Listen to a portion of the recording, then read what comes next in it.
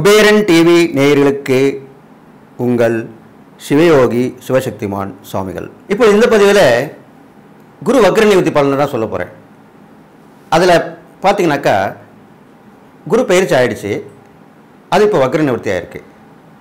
இந்த டிசம்பரில் தான் வக்ர நிவர்த்தி ஆகிருக்கு. இதுலேருந்து ஒரு 3 மாத காலம் வக்ர நிவர்த்தியாக இருந்து வரும். அப்போது மேஷம் முதல் மீனம் வரைக்கும் உள்ள 12 ராசிகளுக்கும் என்ன பலன் கிடைக்கும் அப்படின்ட்டு தான் பார்க்க போகிறோம் இப்போ நம்ம. அதே மாதிரி இந்த வக்ர நிவர்த்தின்ற போது எந்த ஒரு கிரகமாக இருந்தாலும் பின்னோக்கி நகருதல், அதாவது முன்னாடி போகாமல் தான் இருந்த வீட்டுக்கு பழைய வீட்டுக்கு போகிறது, அதுதான் வக்ரம் பெறுதுன்னு சொல்ல போகிறது. ஆனால் வக்ர நிவர்த்தின்ற போது அந்த வக்ரம் பெற்ற கிரகம் திருப்பி பழைய இடத்துல இருந்து புதிய இடத்துக்கு வரதான் வக்ர நிவர்த்தின்னு சொல்லப்படுது. அப்போது இப்போ இருக்கக்கூடிய இறக்கத்து தான் அந்த குரு வந்திருக்கார். அவர் பயிற்சி தன்னுடைய சொந்த வீடான மீனராசியிலிருந்து மேசராசிக்கு வந்தார். திருப்பியும் வக்ரம் பெற்றார். இப்போ வக்ர நிவர்த்தி ஆகிட்டார். பழையபடியே அந்த மேசராசியில் இருக்க பலன் தான் கொடுக்க போகிறார். அப்போ அதே மாதிரி அந்த பலனை இந்த 12 ராசிகளுக்கும் சொல்லணுன்னா நீங்கள் அதுக்கேற்ற மாதிரி நடந்துக்கிட்டு அதனுடைய பலாபலனை நீங்கள் அனுபவிப்பீங்க.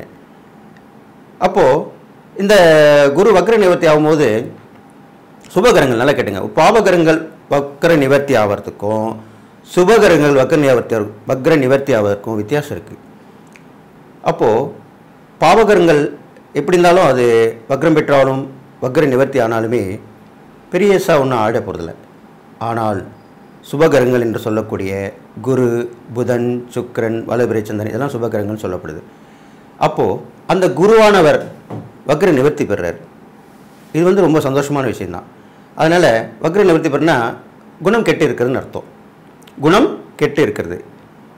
வக்ரம் சொல்கிற சில பேர் நம்ம பேசின்னு இருக்கும்போது அவன் பாரு எப்படி இருக்கான் பாரு, நல்லா இருந்தவன் இப்படி ஆகிட்டான், வக்ரம் பிடிச்சிருக்கான், வக்ரம் பிடிச்சி அலையிறான், எல்லோரும் பார்த்தாலுமே மரியாதை இல்லாமல் பேசுகிறான், கோவப்படுறான், எதுக்கு எடுத்தாலும் கோவப்படுறான், இப்படி தான் சொல்ல நம்ம கேட்டிருக்கோம். அந்த மாதிரி நிலைமையில் தான் இந்த கிரகங்களும் இருக்கக்கூடிய அம்சம். அப்போ அந்த குரு இப்படி தான் இது நாள் வரைக்கும் இருந்தார். இப்போ வக்ர நிவர்த்தி ஆகிட்டார். வக்ர நிவர்த்தி ஆகிட்டு அடுத்த வருடம் ஏப்ரல் மாதத்தில் திருப்பி பயிற்சி ஆக போகிறார். அதுக்கு முன்னாடி இந்த வக்ர நிவர்த்தி ஆனதுக்கப்புறம் என்ன பலன்கள் அப்படின்றது தான் நம்ம தெரிஞ்சுக்க போகிறோம்.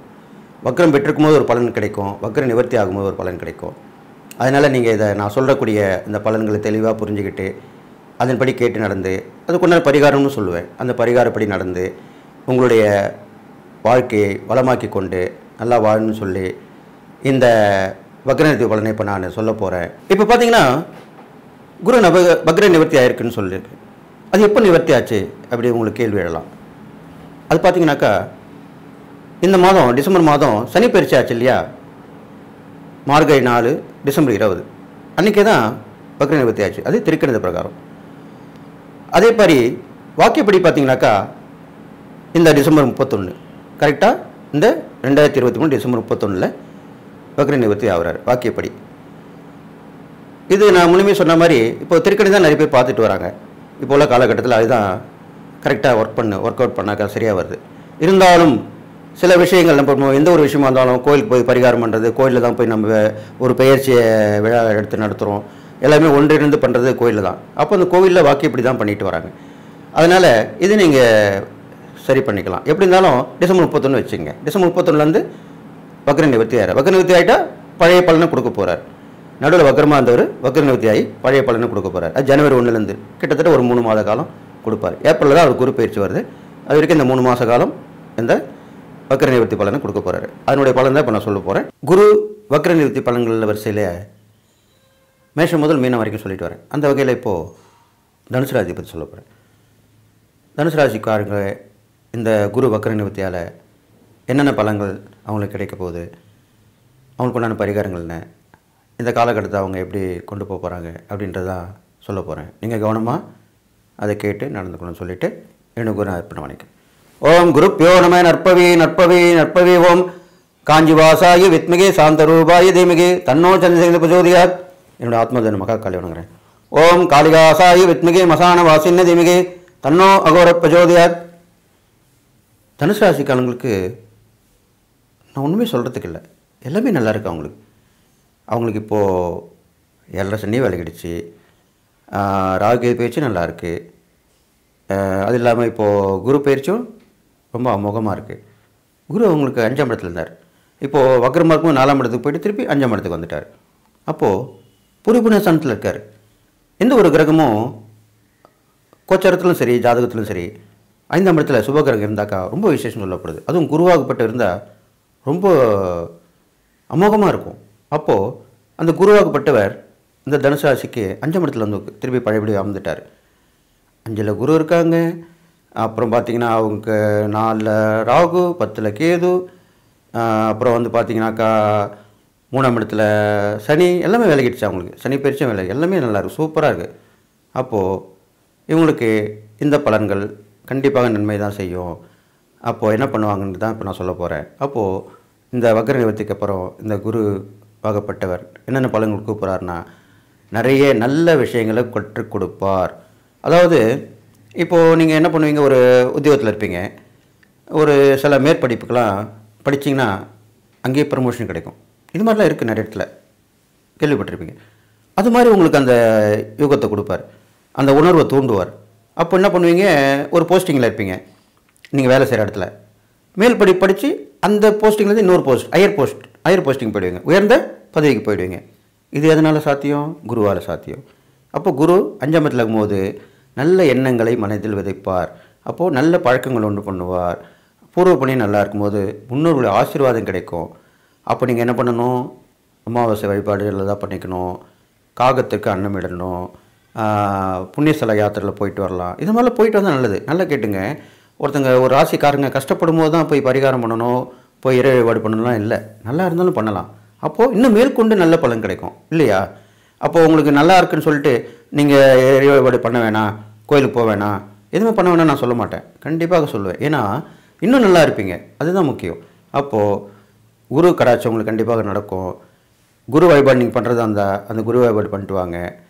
மகான்கள் தரிசனம், ஜீவசமாதி தரிசனம், இதெல்லாமே ரொம்ப உயர்ந்ததாக சொல்லப்படுது உங்களுக்கு. அது இல்லாமல் நீங்கள் எல்லாத்துலேயும் ஒரு தேர்ச்சி பெற்றவங்களாக இருப்பீங்க, தேர்ச்சி பெற்றவராக இருப்பீங்க. அப்போது புது புது விஷயங்களை கற்றுக்குங்க. அதனால் இன்னும் நல்லா தேர்ச்சி பெற்று நீங்கள் 4 பேருக்கு புத்திமதி சொல்லுவீங்க. இது மாதிரிலாம் இருக்கும். இதுவும் இல்லாமல் இந்த குரு 5ல் இருக்கிறனால உங்களுக்கு நினைத்த இடமாற்றம் கண்டிப்பாக வரும், நினைத்த இடமாற்றம். அப்போ அது வேலையில் இருந்தாலும் சரி, உத்தியோகம், தொழில், வீடு மாற்றம் கூட ஏற்படும். கஷ்டப்பட்டுன்னு இருப்பீங்க, என்னடா இது ரொம்ப கஷ்டமாக இருக்குது, குருவி கூடு மாதிரி இருக்குது இந்த வீடு, கொஞ்சம் பெருசாக கொஞ்சம் வசதியாக இருந்தால் நல்லா இருக்குமே நினச்சிட்டு இருப்பீங்க. அது கண்டிப்பாக நடக்கும். இந்த குரு வக்ர நிவர்த்திக்கு அப்புறம் கண்டிப்பாக நடக்கும். தை மாதம் வருது இல்லையா, தை பிறந்த வழி பிறக்கும் இல்லையா, அப்போ கண்டிப்பாக வீடு மாறிப்பீங்க, கிரகப்பிரவேசம் பண்ணுவீங்க, புது வீட்டு குடி போவீங்க. இல்லை வாடகை வீடு இருந்தால் கூட இதோட பெரிய வீடாக வாடகைக்கு கிடச்சி நல்லா சந்தோஷமாக இருப்பீங்க. அந்த வீட்டில் நல்லா காற்று ஓட்டமாக இருக்கும், எல்லா வசதியும் இருக்கும் அந்த வீட்டில். அப்போ சந்தோஷமாக தானே இருப்பீங்க. எப்பவுமே நம்ம வசிக்கிற வீடு நல்லா இருந்தாலே நம்மளும் நல்லாயிருப்போம். நம்ம அதுதான் சுற்றுப்புற சூழ்நிலை நல்லா இருக்கணும்னு சொல்லுவாங்க. இப்போ ஒரு மனிதனுக்கு அவனுடைய ஒருத்தனை பார்க்கணும்னா, ஒருத்தனை குணம் தெரிஞ்சுக்கணும்னா அவங்களோட அவங்க நண்பர்களை பார்க்கணுன்னுவாங்க. அந்த நண்பன் நல்லவனாக இருந்தால் இவனும் நல்லா தான் இருப்பான், கெட்டவனாக இருந்தால் கண்டிப்பாக கெட்டவனாக தான் இருப்பான். அதனால தான் அந்த நட்பை பார்க்கணுன்னு சொல்லுவாங்க. அதே மாதிரி நீங்கள் நல்லா இருப்பீங்க. இது இல்லாமல் எல்லா வகையான ஏற்றமும் உங்களுக்கு கண்டிப்பாக ஏற்படும். வெளிநாடு போவீங்க, வெளியூர் போவீங்க, தொழில், உத்தியோகம், வியாபாரம் நிமித்தமாக போயிட்டு வருவீங்க, நிறைய பொருட்கள் வாங்கி சந்தோஷப்படுவீங்க, நிறைய சுற்றுலா போயிட்டு வருவீங்க, பிரயாணம் செய்வீங்க, இதெல்லாமே நடக்கும். இதுவும் இல்லாமல் பணம் போட்டு பணம் எடுப்பீர்கள். இது கண்டிப்பாக நான் சொல்லி ஆகணும். தனுசு ராசிக்காரங்க பணம் போட்டு பணம் எடுப்பீங்க. அது எப்படி, எதில் நடக்கும்? ஷேர் மார்க்கெட்டில் போட்டால் பணம் வரும் இல்லையா? எல்லாருக்குமே அப்படி வராது, உங்களுக்கு வரும். அப்போது ஷேர் மார்க்கெட்டில் பணம் போட்டிங்கன்னா பணம் வரும், நிறைய இரட்டிப்பாகும், அதுதான் உண்மை. அது மாதிரி கிடைக்கும். உங்களுக்கு வர வேண்டிய தொகையெல்லாம் சேரும். ரொம்ப நாளாக வராமல் இருந்திருக்கும், அதெல்லாம் என்ன பண்ணுவாங்க, அவங்களுக்கு பணம் வந்துடும். அவங்க என்ன பண்ணுவாங்க, கூட்டு கொடுப்பாங்க, இல்லைன்னா ஃபோன் பண்ணி சொல்லுவாங்க, இந்த மாதிரி நான் வரேன், கொடுக்குறேன் உங்களுக்கு, இப்போ தான் எனக்கு கிடச்சிது அப்படின்வாங்க. இதெல்லாம் உங்களுக்கு சந்தோஷமான விஷயங்களாக தான் நடக்கும். இருந்தாலும் எல்லாமே சந்தோஷமாக இருக்கிறதுன்னு சொல்ல முடியாது, ஏற்றமும் இருக்குமே, எல்லா மனுஷனுக்கும் இருக்கும். கிரக பயிற்சியானாலும் எதுவாக இருந்தாலும் சில குறைபாடுகள் இருக்க தான் செய்யும். அந்த வகையில் குறைபாடு பார்க்கும்போது உங்கள் உடம்பை நீங்கள் பார்த்துக்க மாட்டீங்க. ஏன்னா சந்தோஷமாக இருப்பீங்க, சுறுசுறுப்பாக இருப்பீங்க, உங்கள் உடம்பை பார்த்துக்கிறதுக்கே நேரம் இருக்காது. அதான் உண்மை. அப்போது நேரம் கட்ட நேரத்தில் சாப்பிட்றது, தெரியாத தூக்கம் எல்லாம் போகிறது, இதனால் கூட நோய் நொடி வரும் இல்லையா? கண்டிப்பாக வரும். எந்த ஒரு மனுஷனும் நேரங்கட்ட நேரத்தில் சாப்பிட்டாலும் சரியாக தூக்கம் இல்லைனா கூட கண்டிப்பாக நோய் வரும். தூக்கம் எல்லாம் போனாலே தொடர்ந்து நோய்கள் பல ஏற்பட்டுன்னு இருக்குது. இது டாக்டர் சொல்லுது, நான் சொல்லலை. இதுதான் உண்மை. அதனால் தூக்கம் கெட்டு போயிடும். அப்போது நல்லா தூங்கணும். அதுக்கு என்ன பண்ணணும்? கரெக்டான நேரத்துக்கு சாப்பிட்டு கரெக்டான நேரத்துக்கு தூங்கணும். நிம்மதியான உறக்கம் இருக்கணும். தியானமாக இருக்கிறதுல ஈடுபடுங்க. இதெல்லாம் பண்ணிட்டு வாங்க. அப்படியே உங்களுக்கு மீறி வந்தாலும் உடனுக்குடன் அதை போய் பார்த்துங்க. அப்போது மருத்துவ பரிசோதனை பண்ணி சரி பண்ணிக்கலாம். சின்ன விஷயம் போதே பண்ணிட்டா நல்லது தானே. அப்போ என்ன சொல்கிறாங்க டாக்டர், நீங்கள் ஏன் இவ்வளோ நாள் கழிச்சு வந்தீங்க, ஏன் லேட் பண்ணீங்க அப்படிலாம் கேட்குறாங்க இல்லையா? அதனால தான் சொல்ல வரேன். அதனால் அதை பண்ணி சரி பண்ணிக்கலாம். பொதுவாகவே தனுசு ராசி நல்லா தான் இருக்குது எல்லாமே. இருந்தாலும் நீங்கள் குரு வழிபாடு இன்னும் வச்சுக்கிறது நல்லது. குருவை போய் அவங்களுடைய பிரசித்தி பெற்ற ஸ்தலங்கள் போய் வழிபட்டு வாங்க. வியாழக்கிழமையில் வணங்கிட்டு வாங்க. மகான்கள் தரிசனம் வியாழக்கிழமை வழிபட்டு வாங்க. பௌர்ணமியில் ஜீவசமய தரிசனம் பண்ணிட்டு வாங்க. இதெல்லாம் நல்லதாக நடக்கும். இது இல்லாமல் நீங்கள் தான தர்மம் பண்ணும்போது நல்லா கேட்டுங்க. உங்களுக்கு எப்படி சொல்கிறது, இப்போது உங்கள் கூட பிறந்தவங்க இருப்பாங்க இல்லையா, உடன்பிறப்பு, அக்கா தங்கச்சி. இப்போ அண்ணன் தம்பின்ற போது அது தான தர்மம் பண்ணால் ஒரு பிரயோஜனம் இல்லை. நீங்கள் நல்லா கேட்டுங்க. உடன்பிறப்பில் அக்கா தங்கச்சிக்கு பண்ணுற உதவி பார்த்தீங்களா, அது ரொம்ப விஷயம். மனசில் வாழ்த்துவாங்க. அவங்க ஒரு அக்கா வந்தாலும் தங்கச்சி இருந்தாலும் அவங்களுக்கு நீங்கள் பண்ணுற, அவங்க கஷ்டப்பட்டு இருப்பாங்க. அப்போது கஷ்டப்பட்டவங்க தான் நீங்கள் உதவி பண்ணணும். நல்லா இருக்கணும் உதவி பண்ண வேண்டாம். கஷ்டப்பட்டவங்களுக்கு நீங்களே தேடி போய் அவங்க சில பேர் கேட்கறதுக்கு கூச்சப்படுவாங்க.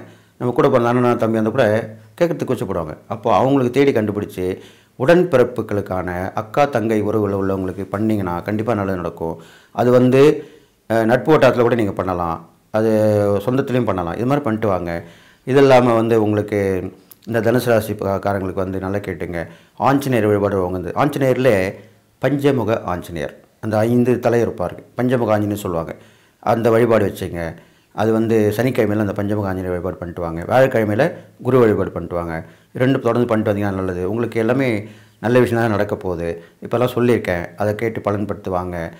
உங்களுக்கு விட்டதை பிடிப்பீங்க, கேட்டது கிடைக்கும், நினச்சது நடக்கும். எல்லாத்துலேயும் துணிஞ்சு இறங்கி ஜெயிச்சு வருவீங்க. உங்களுக்கு இன்னும் வரக்கூடிய 2024 வருஷமும் நல்லதாக இருக்க போகுது. அடுத்து குரு பயிற்சி கொஞ்சம் சரியில்லாமல் போனாலும் மற்ற கிரகத்தினால உங்களுக்கு நல்ல பலன் ஏற்படும். இப்போ குரு நல்லா இருக்கும் போதே இந்த விஷயத்தில் இறங்கி நான் சொன்ன விஷயங்களை கடைபிடிச்சி வந்தீங்கன்னா கண்டிப்பாக மேன்மை பெற்று எல்லோரும் போற்றுறதுக்கு அளவில் நல்வாழ்க்கை வாழ்வீங்க. ஸ்ரீ குபேரன் டிவியை பார்த்தமைக்கு நன்றிகள். மேலும் இது போன்ற தகவல்களை தெரிந்து கொள்ள ஸ்ரீ குபேரன் டிவியை சப்ஸ்கிரைப் செய்யுங்கள். மறக்காமல் பெல் ஐக்கானை கிளிக் செய்யுங்கள்.